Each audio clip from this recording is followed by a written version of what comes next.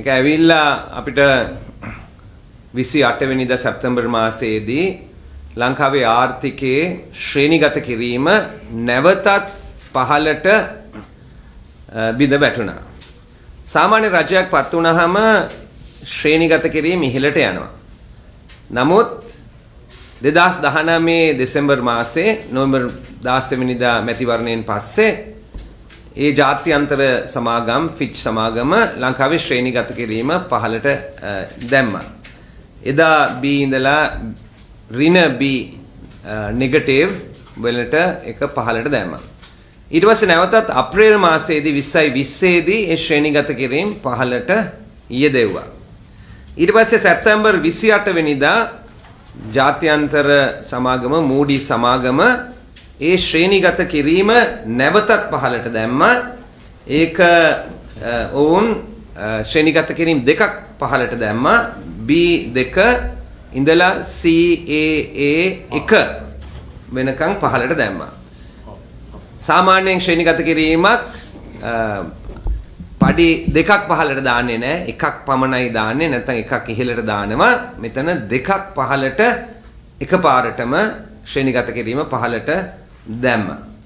එතකොට මේකෙන් මොනවද සඳහන් වෙන්නේ? මේක තමයි පළවෙනි වතාව ලංකාවේ ශ්‍රේණිගත කිරීම B ඉඳලා මොකද A B C කියලා තමයි ශ්‍රේණිගත කිරීම තියෙන්නේ. ඒක එක ශ්‍රේණි තියෙනවා ඒවා.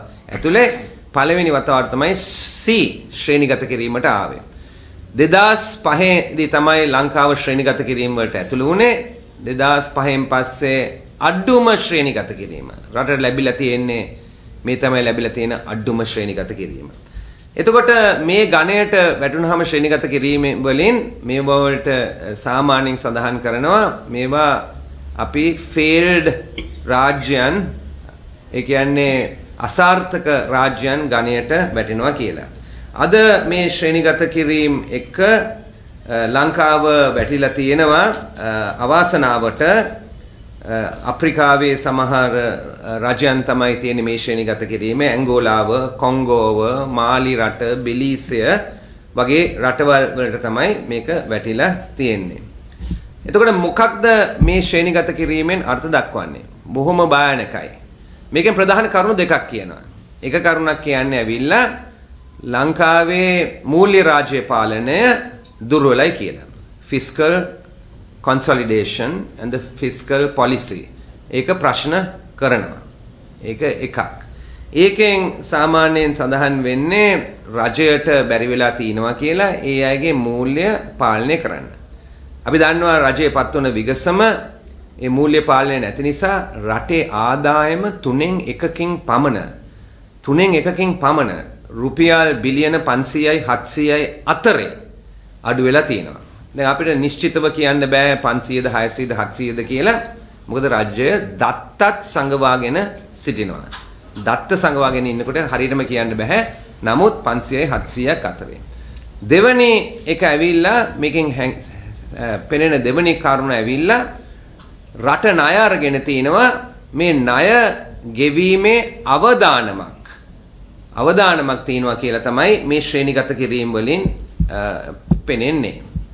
එතකොට එහෙම වුණාම මේක බලපානවා විශේෂයෙන්ම රට තව ණය ගන්න ගියොත් බලපානවා. ඇයි? එතකොට ගෙවන්න ඕනේ ඒ අධික පිරිවැයක් තියෙනවා. රිස්ක් ප්‍රීමියම් එක තවත් ඉහළට යනවා. අධික පිරිවැයක් ගෙවන්න වෙනවා තවත් ගන්න ගියොත්. එතකොට මේක විශේෂයෙන්ම නාවුක ක්ෂේත්‍රයට ඒ වගේම අපනයන ආනයන ක්ෂේත්‍රයට ওই බැංකු පද්ධතියට විශේෂයෙන්ම බලපානවා. බැංකු පද්ධතියට විශේෂයෙන්ම බලපානවා. ඉතින් අපේ රජයට ප්‍රතිපත්තියක් නැති බව තමයි මේ ශ්‍රේණිගත කිරීම වලින් පැහැදිලි වෙන්නේ. දැන් මේ ජාත්‍යන්තර සමාගම් එකක් නෙමේ හුඟක්. මේ සමාගම්ම තමයි S&P, Fitch, Moody කියන මේ සමාගම් ලෝකේ හැම රටක්ම ශ්‍රේණිගත කරනවා. හුඟක් වෙලාවට මේ රජය පෙන්වන්න හදන්නේ මේ අනික් අයට යම් කිසි න්‍යාය පත්‍රයක් තියෙනවා. ඒ න්‍යාය පත්‍රයේ අනුව අපිව කොන් කරනවා වගේ බොළඳ තර්ක ඉදිරිපත් කරනවා. මම හිතන්නේ මේ වලින් අපි මිදෙන්න ඕනේ. මේක හැම රටක්ම ශ්‍රේණිගත කරනවා. ඒ ශ්‍රේණිගත කිරීම අනුව තමයි මේ ලංකාවට ලැබී තියෙන ශ්‍රේණිගත කිරීම. එතකොට අපි රජයෙන් අහන්න ඕනේ මොකක්ද රජයේ පිළිතුර මේකට?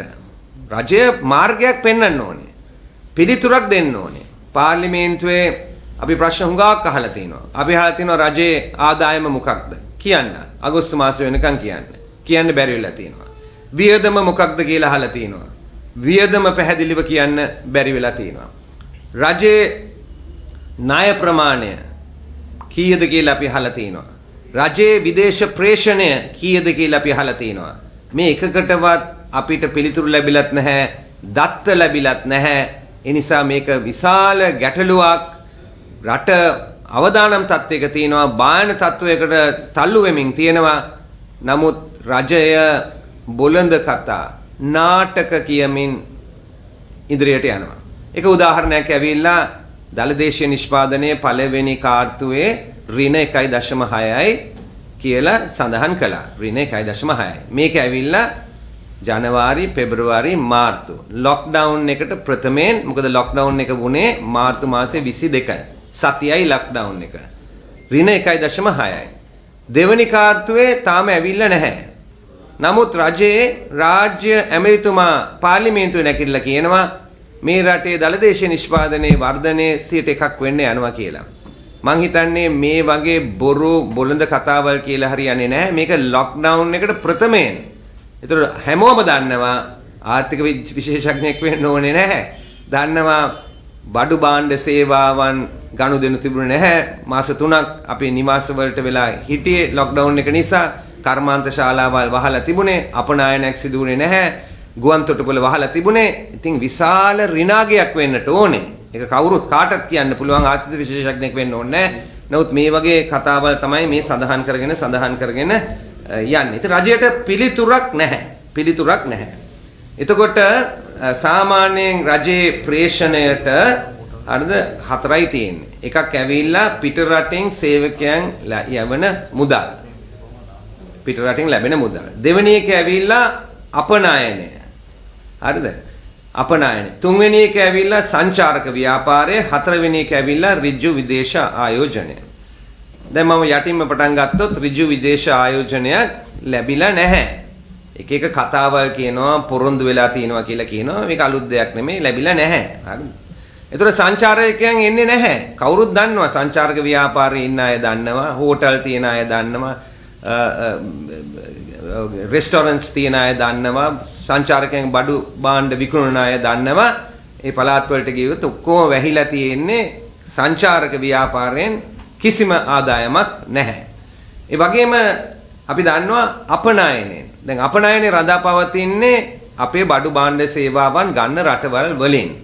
එතකොට ඒක අපේ තේ වෙන්න පුළුවන්, රබර් වෙන්න පුළුවන්, අපේ ඇඟලුම් වෙන්නට පුළුවන්. ඒ වගේම අපේ software තොරතුරු තාක්ෂණයේ වෙන්න පුළුවන්. ඒව ගන්න රටවල් අනුව තමයි. දැන් මේ රටවල් යුරෝපයේ, ඇමරිකාව වගේ රටවල් වලත් ඒ වගේම ආසියානු රටවල් වලින් ඒකට ඉල්ලුම අඩු වෙලා තියෙනවා. ඒ නිසා ඒ වලට ඉල්ලුමක් නැහැ. ඉතින් අපනයනයත් පහළට ඇවිල්ලා තියෙන්නේ. එක දෙයක් කරලා තියෙනවා, ආනයනය අපි අඩු කරලා තියෙනවා.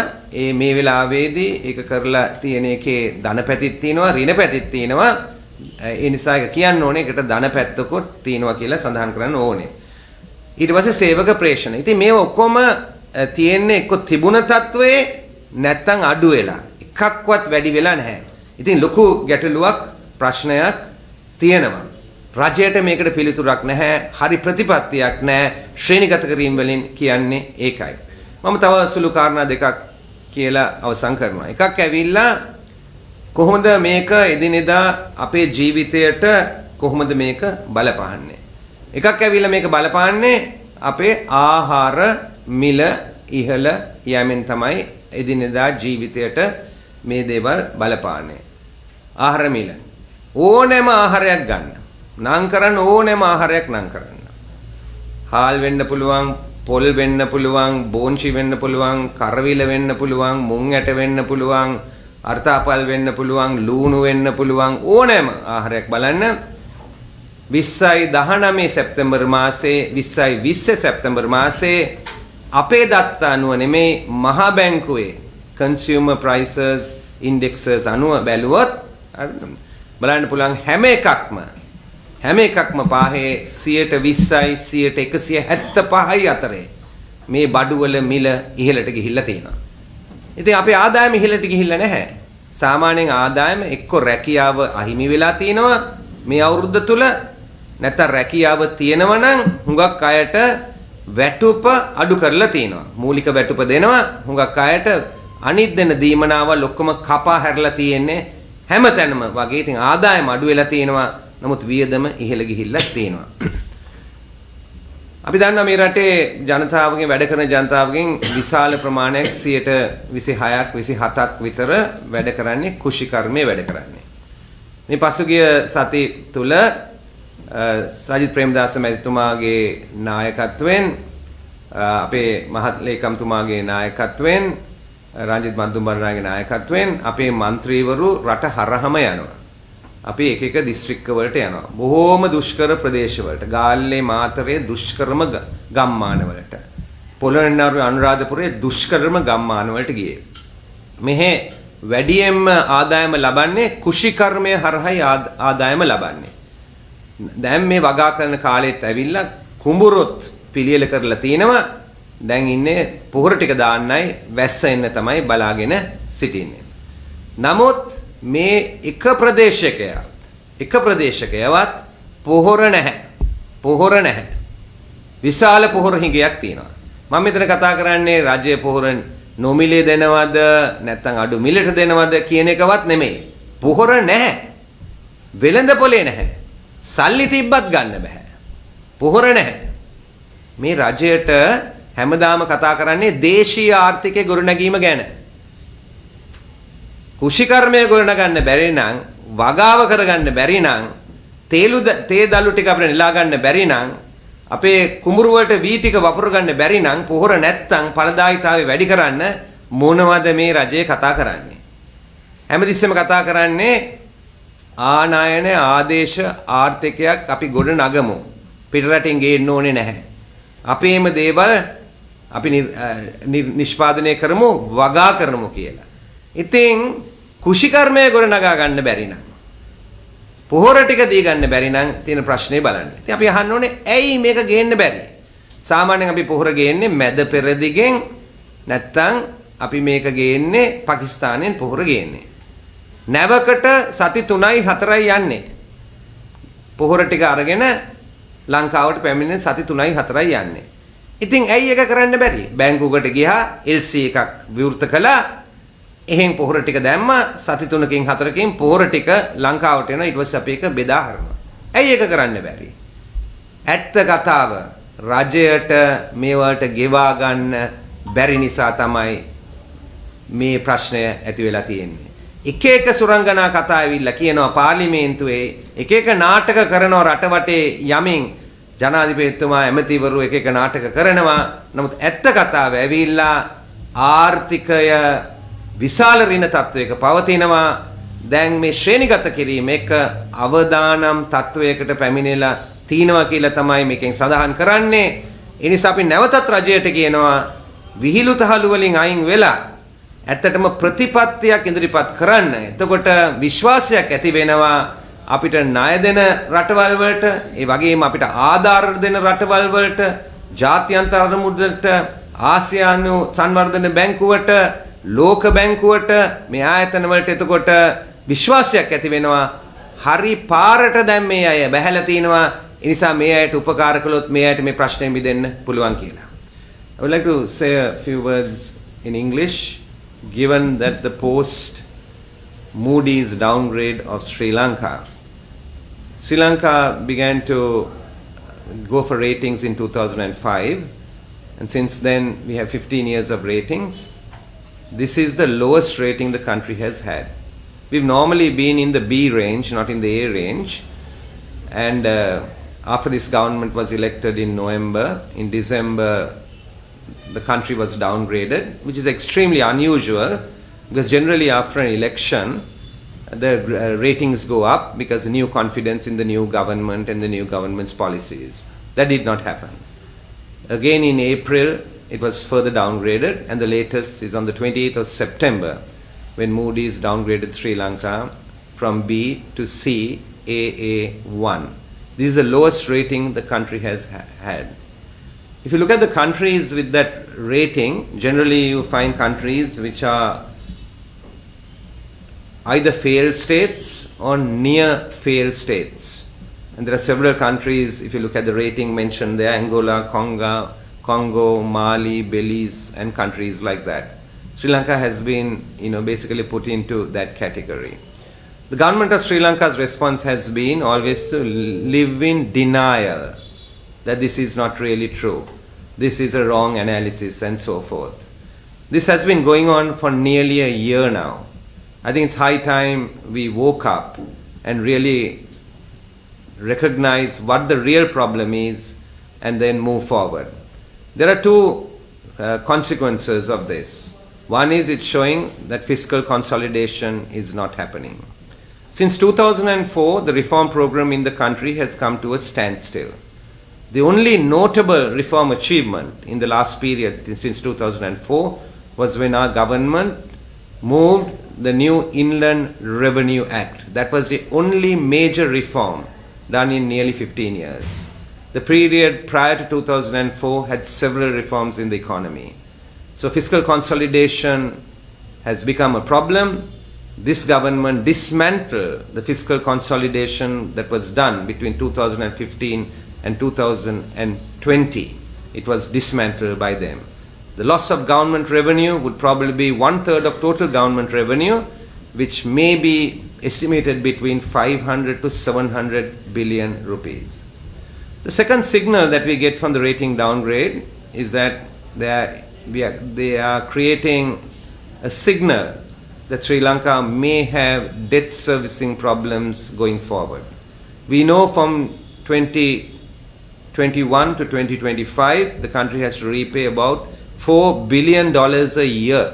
$4 billion a year. And therefore, there is a signal that we need to basically put in place all our plans of how we would repay those $4 billion. Members in Parliament have been speaking about this. We have asked several questions in Parliament. What is the government's revenue up to August? What are the expenditures? What is the debt servicing? What are the reserves in the country for which we have received no indication from the government benches? We hear lots of stories basically about how well the country is doing, but this is without actually having the data. So the data is absolutely required if we are to pull this country out of the mess that this country is in.